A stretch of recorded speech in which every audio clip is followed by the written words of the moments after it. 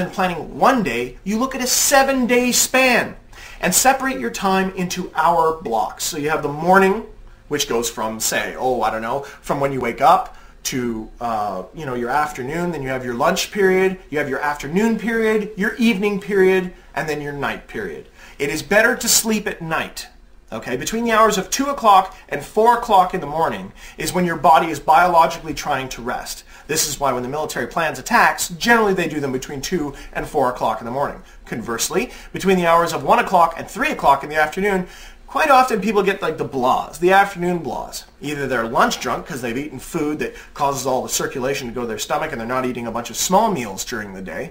So their metabolism slows down, everybody gets sluggish, and they jack themselves with caffeine to get the production up. So if you can, this is a very, very quick way of going through this. And again, a lot of people have different planning methods, but through routine, through doing the same thing every day. If you exercise for, say, 30 minutes a day, even if you're going for a walk, you're doing that every day. And all you have to do is have a routine, even if it's not that productive, even if you want to be better, start with working with the routine. You can use a notepad, Palm Pilots, your computer. I use my watch. And I use my watch because it has alarms, because I get so involved in the things I'm doing, and people go, I hate living by a watch. Yes, but it's by your watch. You're not living by a watch, you're living by a will, and you're living by your own will. If you have a job that you hate, and you find that you start factoring your time, that's only 8 hours of your day, or maybe 10 hours, depending on what kind of shift you have, but we'll assume it's an 8-hour day. Well, you've still got another, 16 hours to do with your day as you see fit. You sleep for 6 of it. That gives you 10 hours a day, or 7 hours, depending on what you want to go. I advise people to do 8 hours. No one's going to do 8 hours. Everyone's going to do between 6 hours and 8 hours. But you should sleep 8 hours. I don't, but I should. Because, that's my name's Sean Kennedy, and I'm the fucking man, and I have to do all this stuff. Otherwise, you can't get ahead. They say that if you want to get some other daylight in your life, you got to get some moonlight in there, too. And that's true. It's hard. It's hard. If you want to just be a drone and do your own thing, that's fine. But if you want to take charge of your life, you're going to need a time schedule. So like I said, my name's Sean Kennedy, and I am the fucking man.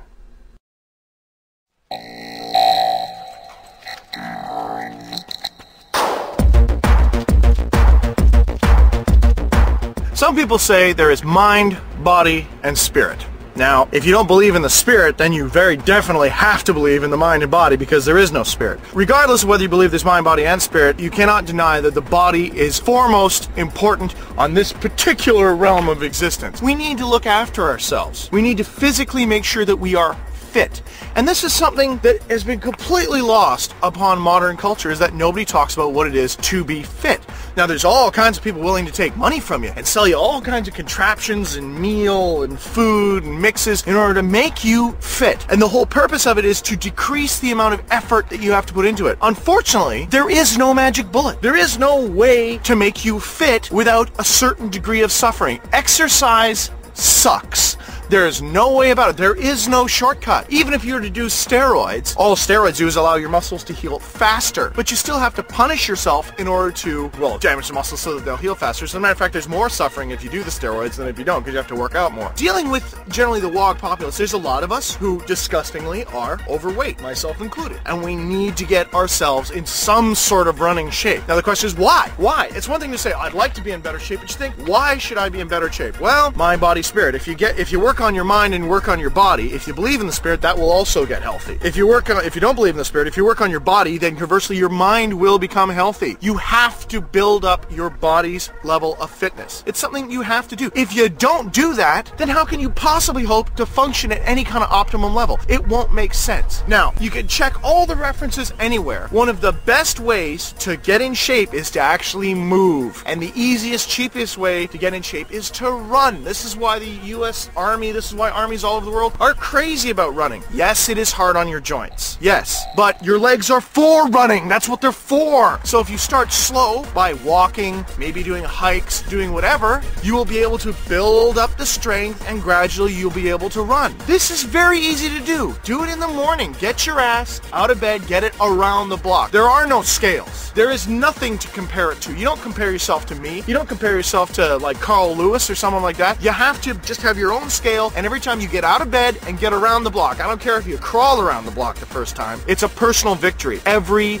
day. Doesn't matter the quantity, it matters the consistency. It matters how often you do it. Get around the block. Just get around the block. Walk. First little while, after 3 weeks, eventually you'll be bored with walking around the block, and you'll run 10 steps. Then you'll run 20 steps. And before you do it, you'll do the first lap around the block, and you'll run the whole way, and you won't be winded, and you'll be like, holy cow, I deserve a trophy. And it'll be your own personal victory. But you can't talk about it with anyone. You can't work out with anyone because it's a very personal thing. This is body maintenance. You should approach the same way you approach maintaining anything. You wouldn't let your computer get way out of whack and all, screwy and with all files broken everywhere and just generally bloated. So why should you be that way? Yes, it's hard. Yes, it sucks. It totally sucks. So the only way you can make it not suck is to maybe not eat food that's totally loaded with fat. That's number one, because that's huge. Okay, so try to, drink water, get rid of the pop. That's be a big step. If you did that, if I could stop all the logs from drinking pop, holy cow, I would have achieved the world. But if you can eat some healthy food every now and again, stuff that's maybe low in fat, and just go for a walk every morning before you eat. Anything you do in the morning before you eat is 500% more effective. So let's say you do a block in the morning before you eat and you actually manage to run. That would be the equivalent to running 5 blocks if you'd eaten a bowl of cereal and then run. Because we're trying to get the body mass down, we're trying to get the physical fitness level up, trying to get your cardio up. And it's different from lifting weights, because when you lift weights, you're able to lift heavy things, but when you run, you're able to move, doing any practical escape and evasion. Any real-world application for physical and fitness is probably going to include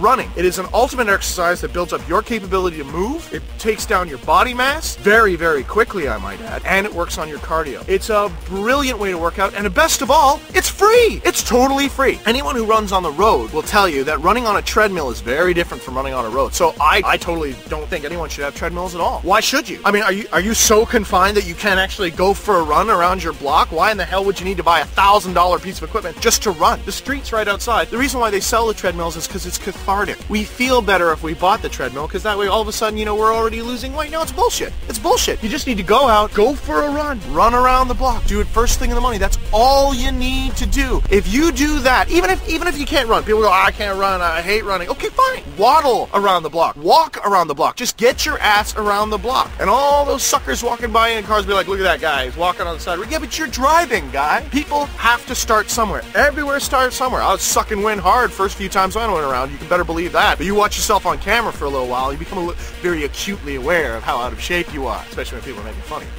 But truth be told, we all have to get in shape, because if we get in shape and get our bodies healthy, healthy body, healthy mind, that's the walkway. My name's Sean Kennedy, and I am the fucking man.